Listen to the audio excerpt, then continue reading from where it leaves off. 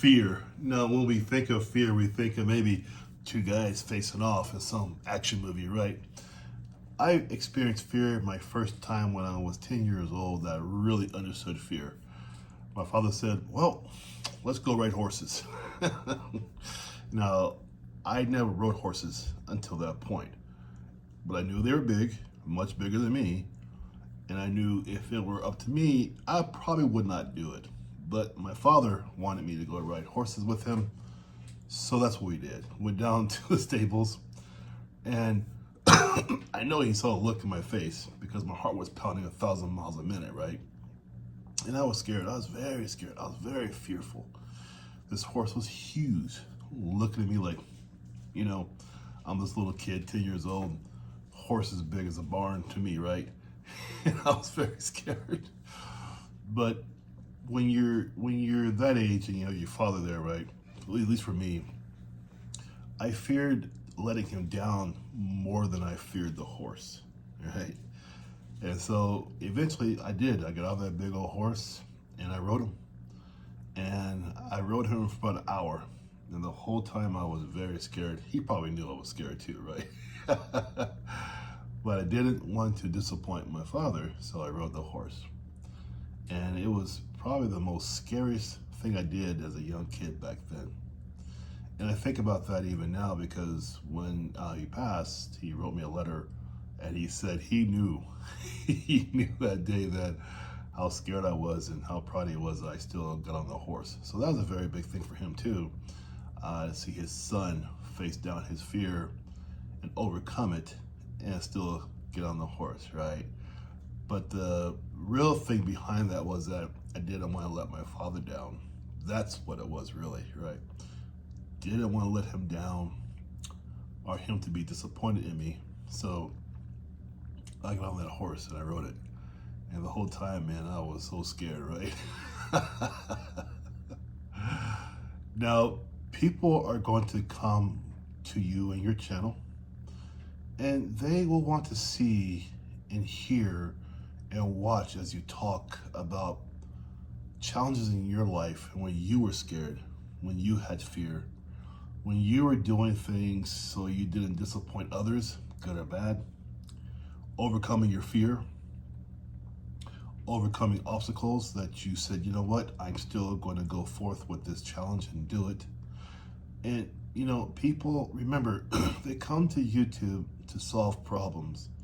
Here you are, a seasoned person, maybe your 5th, 6th, 7th, or 8th decade on planet Earth, and you are telling them stories, you're sharing with them how you overcame your fears, right? And most fear is relatable. Whether it's a fear of heights, whether it's a fear of the dark, whatever the fear is, it's relatable because our bodies all respond the same. You know, we get tensed up, hairs go up on our hair, we get very worried. You know, those things are normal for everybody. So fear is relatable. However, fear is also personal. Each person has their own episode or experience of fear, right? And if they go to someone like you who's been around for a while and you're talking about some kind of fearful obstacle that you overcome, it just inspires others because you're sharing a part of your life. For one, it's authentic, right? So your YouTube video, there's no need for these flashy signs and all this kind of stuff they do today.